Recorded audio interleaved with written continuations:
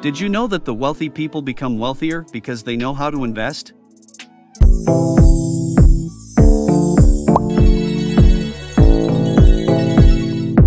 Yes, absolutely. They know how to invest, and this is how they make their money work for them. They don't just let their money sitting on the bank. They multiply their money through investing.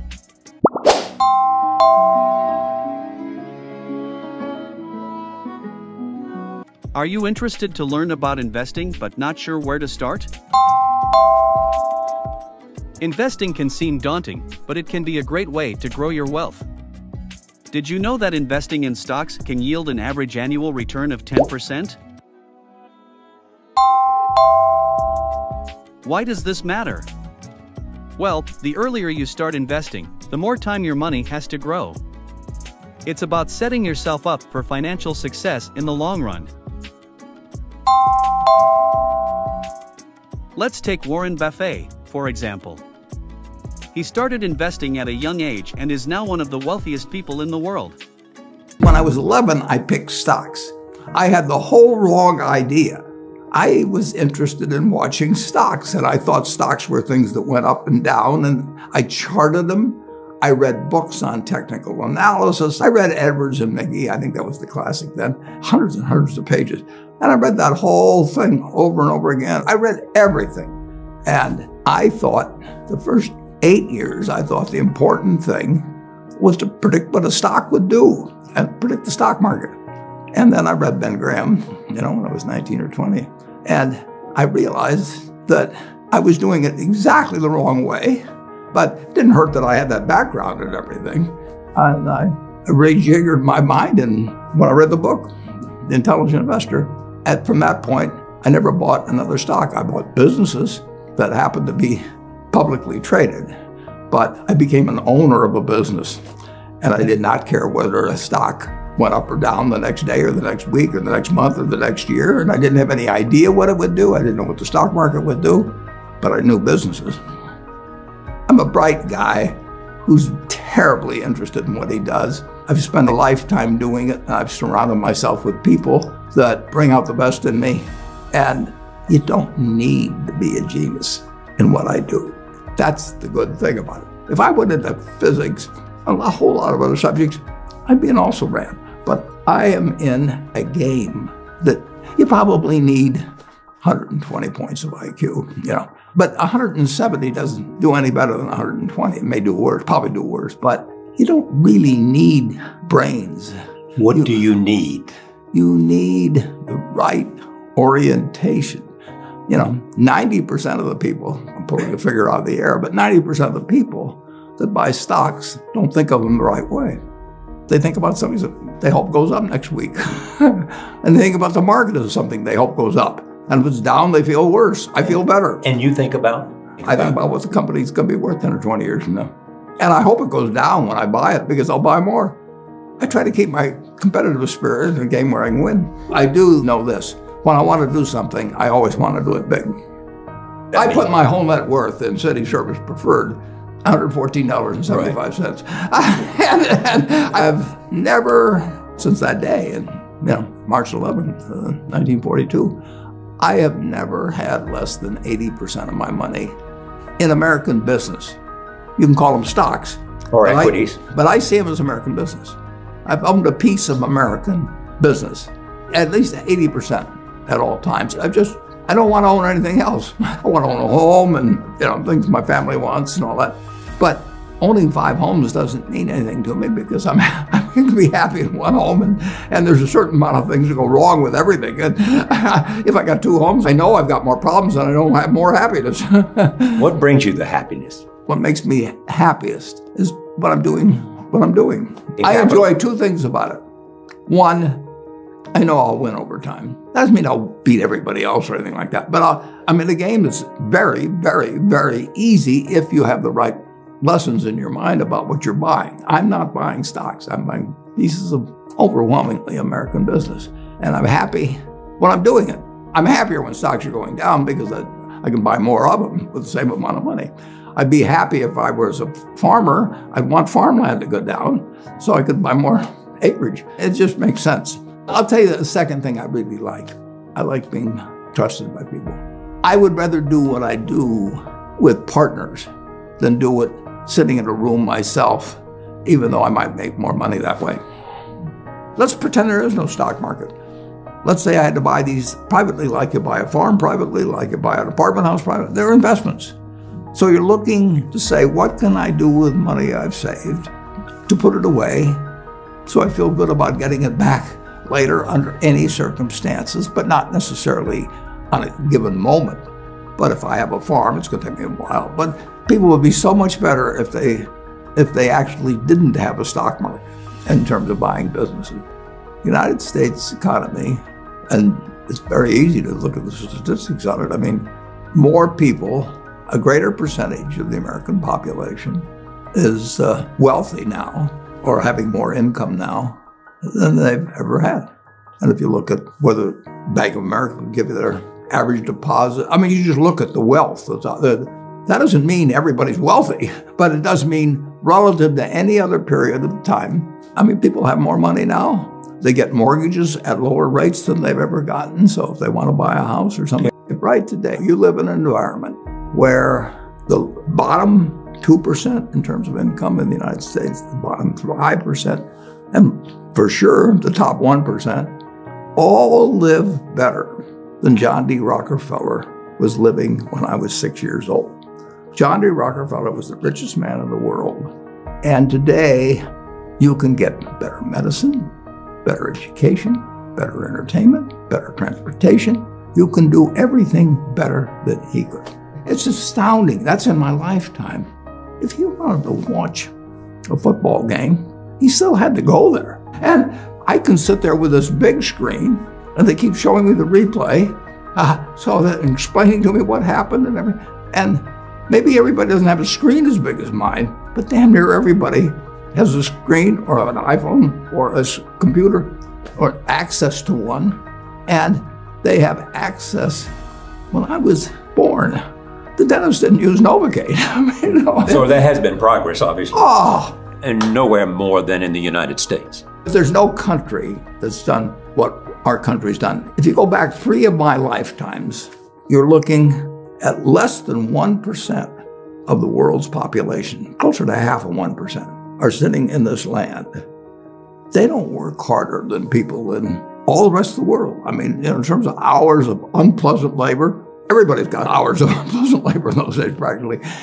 They don't come laden with gold and, they are half of 1%. And they work the same hours, they got the same IQs.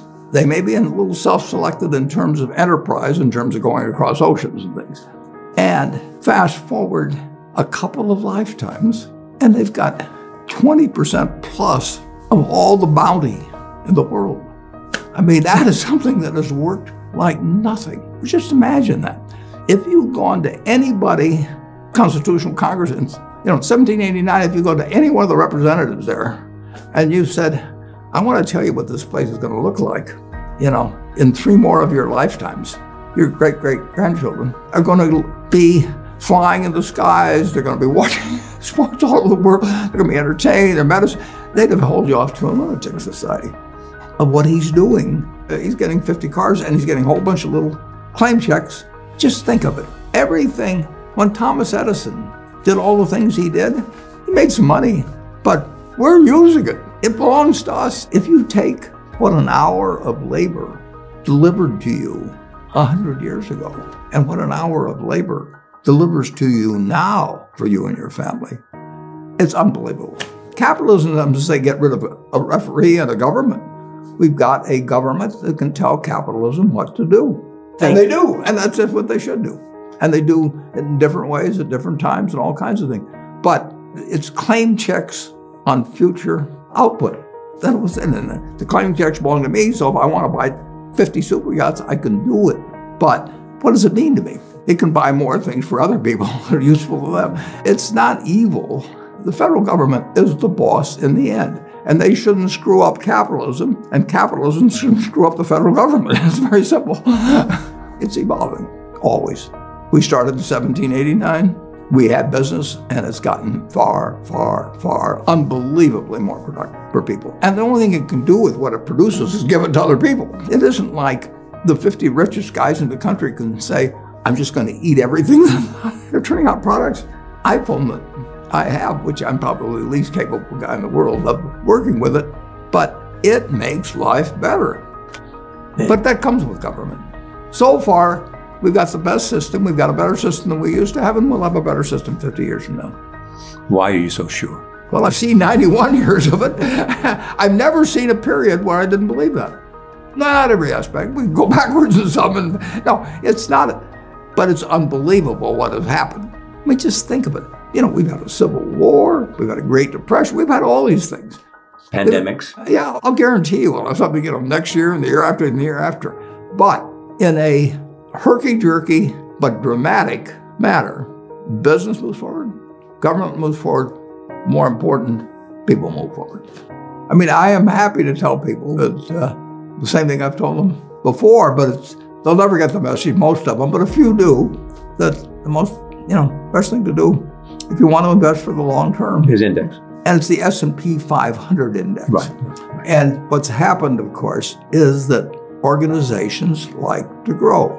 So they set up indexes on different industries, different countries. And as soon as you do that, you're violating basically what Jack Bogle said. He says you don't know enough to pick the right businesses, which means you don't know enough to pick the right countries, you know enough. For the company overall, with a long time horizon attached to them, and then to get those goals accomplished through other people.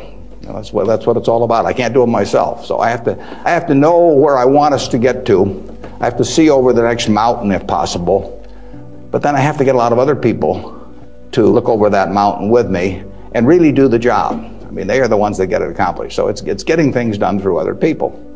Now, Berkshire is like many large corporations in certain ways, but it's really quite different in many ways. We have over 150,000 people now working for Berkshire Hathaway in dozens of companies throughout this country primarily, and even abroad a little bit. We have exactly 15.8 people in headquarters, and Deb Ray came down with me today, so we've only got 13.8 there today, and we're probably working just as well with those 13.8 as we would if Deb and I were in the office.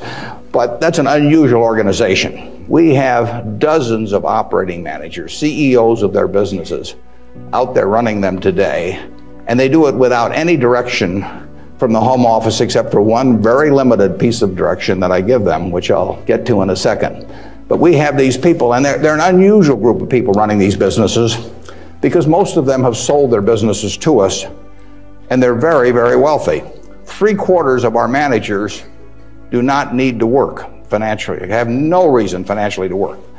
Probably 3/4 of them are worth at least $50 million, and we have some that are worth in the billions.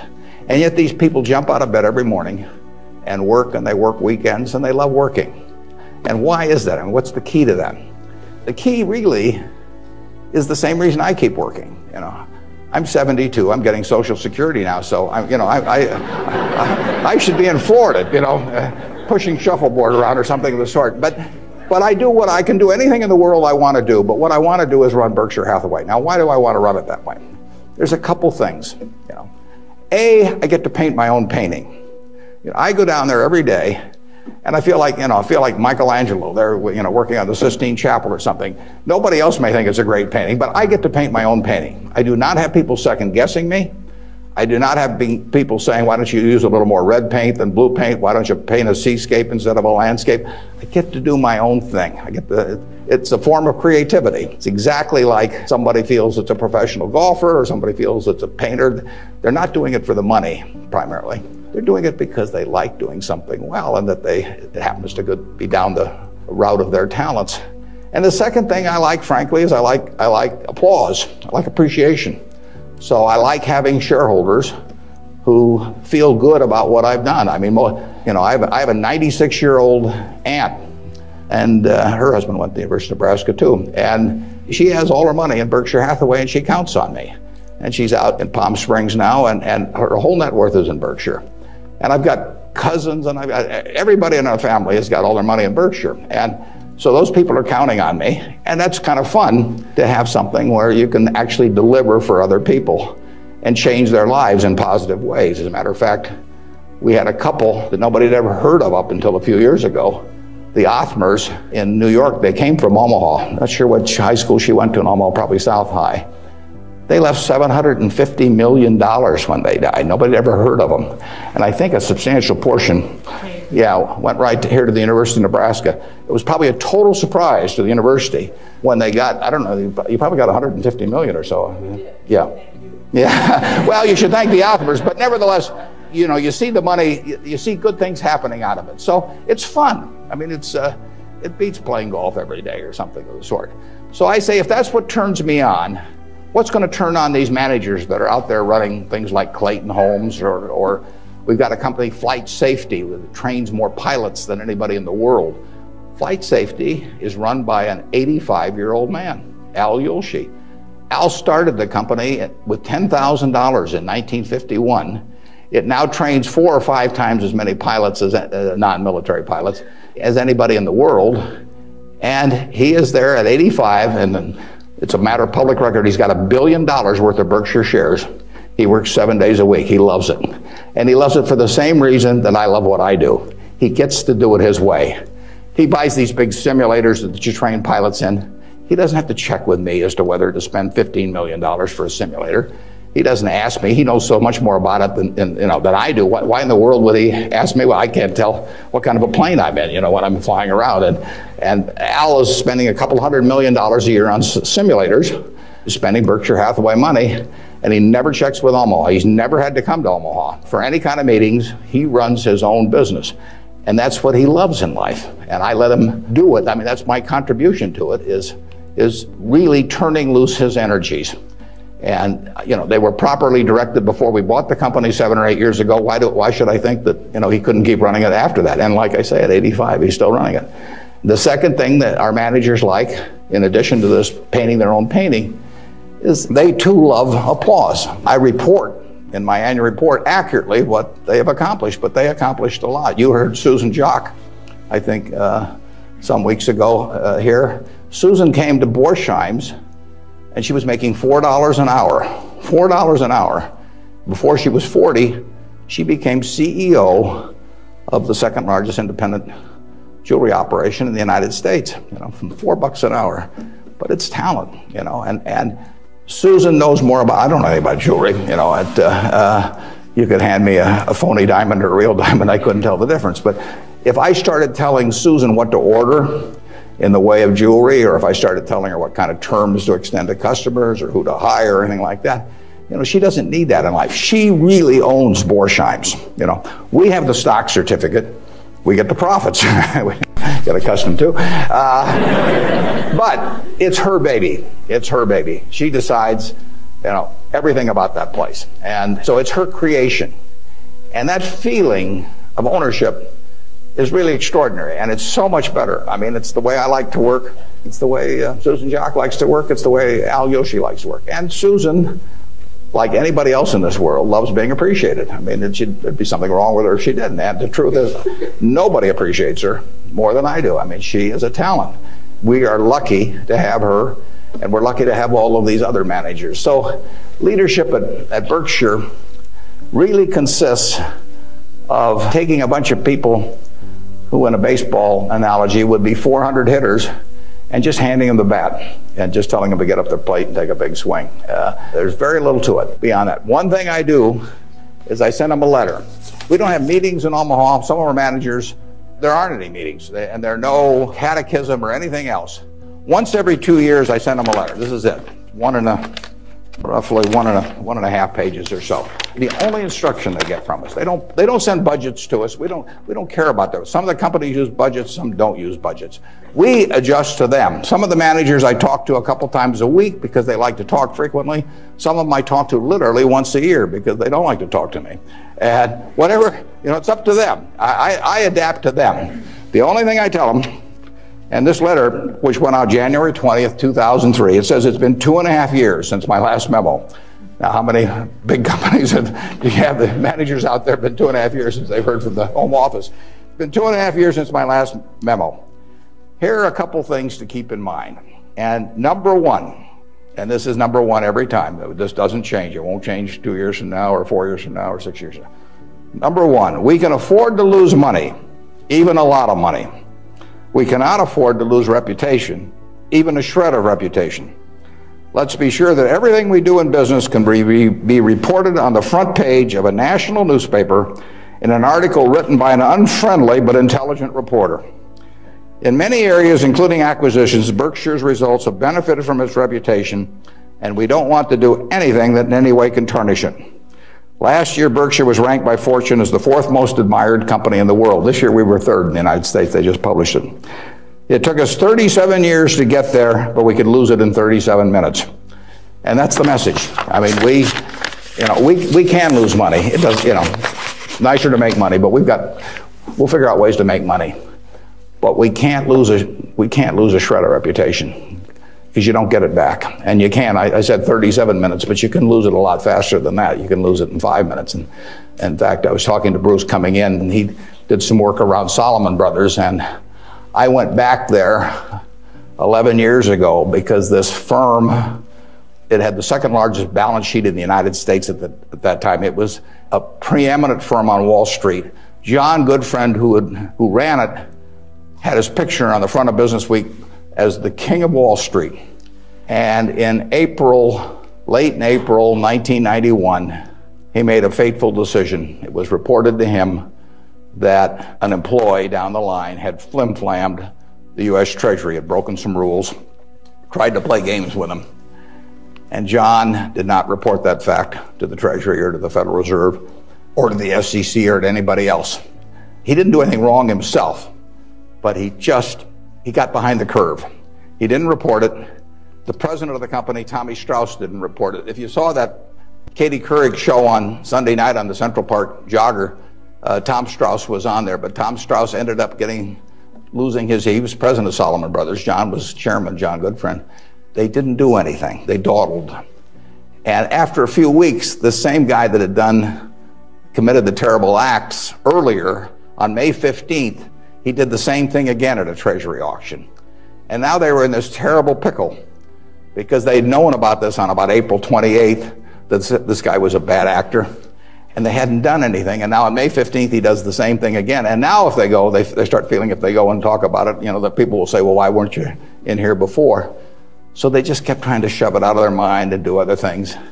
And it came within inches of destroying the firm. It destroyed their careers. I mean, John Goodfriend, who'd spent 30 years in Wall Street and had a fine reputation, the king of Wall Street, was brought down by one simple act of omission. All he had to do was pick up the phone. Jerry Corrigan was head of the New York Fed. He had to pick up the phone and say, Jerry, you won't believe this, but this crazy guy in our Treasury Department, a fellow named Mosier, has just done this thing, and I'm terribly embarrassed, and what can we do to make it right? I mean, and Jerry Corrigan, being Jerry Corrigan, would have turned red in the face and gotten very mad and issued a lot of language I couldn't repeat here, but in the end, he would have said, thanks for calling and telling us about it immediately, and we'll slap a fine on you or do whatever is appropriate.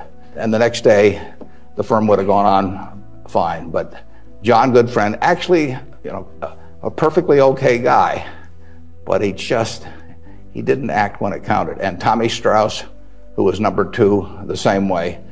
And later on, they were fined and a certain way kicked out of the securities industry, and Salomon barely survived. 8,000 employees around the world had their future in real jeopardy because of that single act. So just apply the newspaper test. That's what I tell our managers. I could have a 1,000-page book of ethics. I could have all kinds of rules and hundreds of, but in the end, just all you got to do is think about, do you really want what you're doing put on the front page of the paper tomorrow to be read by your parents, by your spouse, by your kids, by your neighbors, by your coworkers? And if you're embarrassed about it, just forget about it. You're all going to do well financially. The nice thing about it is, you live in America in the year 2003. You don't live in Bangladesh. You don't live in America, of 1790 when it would. You live in a society which has a GDP of over 10 trillion, and you can just pick up the crumbs and you're going to do great. You've all got the qualities. It takes 3 qualities essentially to do well, and extremely well, actually, in this country. It takes intelligence, it takes energy, and it takes integrity. Now, everybody in this room has the requisite intelligence. You wouldn't be here if you didn't. I mean, it doesn't take 180 IQs, although I'm sure you all have those, but it takes reasonable intelligence. You're getting a great education. You've got the energy. That's why you've shown up in school. And it takes integrity. And I say, if you don't have integrity, we don't want to hire somebody that's got intelligence and energy if they don't have integrity. We'd rather hire somebody that's dumb and lazy if they don't have integrity, because they probably will never get around to cheating us or doing something of the sort. Last thing in the world I want is somebody that's lacks in. Mosher had intelligence and energy at Solomon. He was head of the government bond trading thing, and he had lots of intelligence and he had lots of energy, and he went to jail, and he almost brought down the firm. And integrity is absolutely an option. You may not be able to throw a football 60 yards, and you may not be able to run the 100 in 9.8. You may not be able to sink 3-pointers but you can choose where you stand on the integrity scale. You weren't born wired one way or the other. That is an absolute choice you make. The heroes I've had in life have been the people that I felt stood out in that respect. My number one hero was my dad, but I've had other heroes, Tom Murphy, Ben Graham, people like that. The reason I admired them was not because they were the smartest people in the world, although they were plenty smart. And it wasn't because they made the most money. That meant nothing. It's really because I felt they were the classiest people that I ever met in my life. I mean, I saw them behave over year after year after year in a way that I could write their story on the front page of any newspaper, and even in an unfriendly tone, and I could not do anything that would embarrass them in the least. They behaved extraordinarily well. And having the right heroes, is terribly important. You tell me who a 10-year-old's heroes are, and I can give you a pretty good prediction about how they're going to turn out. You want to choose your heroes very carefully, because you're going to look like them at some point, and you're lucky if you've got the right ones. I'll give you an aside, and then we'll get on to your questions. But it's something, you're not parents yet, most of you, but when you're a parent, you are the natural hero of your child. I mean, you're this great big thing, or there's two of you great big things, and there's a little tiny child dependent on you, really. You are the natural hero, and anything they get in school, subsequently everything else, they're going to be shaped more by what they see in this behavior of yours toward them than anything that will impact them later in their lives. And if they want you to be the hero, you can destroy that, of course, and you've seen it done many, many times. But actually, if the parents are proper heroes, the child is about 90% of the way home. And you're lucky if you've had parents like that. And you can be that to your children, or you can be something else. And you're shaping that person. It's nice to learn accounting when you get to Nebraska, but the behavior model that you take on is incredibly important. When I came down today, it's been 54 years since I drove down what was then the Highway 6, the Cornhusker Highway, to come to Lincoln to school. And even then, there was a lot of nostalgia attached with it, because my father had attended the University of Nebraska in the 1920s. He was editor of the Daily Nebraskan, and one day a young woman from West Point, a student, came in to apply for a job as a reporter on the Daily Nebraskan, and my father not only hired her as a reporter, but he married her shortly thereafter. So both my parents attended here. My grandfather on my mother's side was here in the 1890s, and so a lot of good things have happened to me because of the University of Nebraska. I received a terrific education here. I was telling the dean the most valuable thing I learned here, but I learned a lot, but the most valuable was accounting, and we had a wonderful professor named Ray Dean. There may even be something named for him down here, isn't there? Yeah, he was, I'd been to the Wharton School. I went to Columbia Graduate School subsequently, and I took a lot of accounting courses, but by far the best instruction I received in accounting came from Ray Dean, and there's nothing more important. People ask me what they should take in business school or even if they don't go to business school, what they need to know before getting in business. And I tell them, you have to understand accounting. It's the language. I mean, it's like being in a foreign country without knowing the language if you're in business and you don't understand accounting. So you want to get as comfortable with that as you are with the English language. It's made me a lot of money because I listened to what Ray Dean had to say 53 or 4 years ago, and have been able to understand what I was seeing on pieces of paper, what that told me about businesses, and the limitations of what it told me about businesses. But that's the way we invest. Yesterday I was in Knoxville, Tennessee, and we bought a company. We agreed to buy a company called Clayton Homes about a week ago. It's a big company in the manufactured home business. We agreed to pay $1.7 billion for it.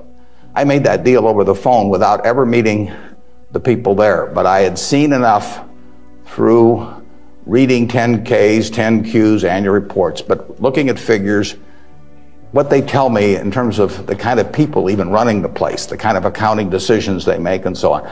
I was able to make that $1.7 billion transactions over the phone. Yesterday was the first time I'd met the people, and their board of directors had actually approved the deal a week earlier. I couldn't have done that if I hadn't have had a great time in Ray Dean's class 53 years ago. So if I'm going to tout one thing, aside from this particular leadership class, of course, if I'm going to tout one thing, I would tell you that get comfortable with it. It may not happen the first week or the first month in the class, but get very comfortable with accounting. So I run into CEOs periodically who really don't understand it. And they try to bluff their way through.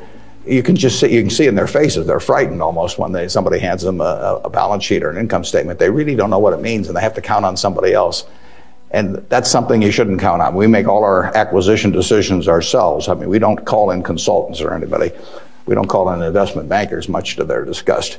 No investment banking fees in the Clayton Homes deal, because it's my responsibility running Berkshire to understand enough about our acquisition decisions to make them based on the numbers that I see and what I see there. So, let's get started on your investing journey. With the right mindset and knowledge, investing can be a great way to secure your financial future. Excited yet?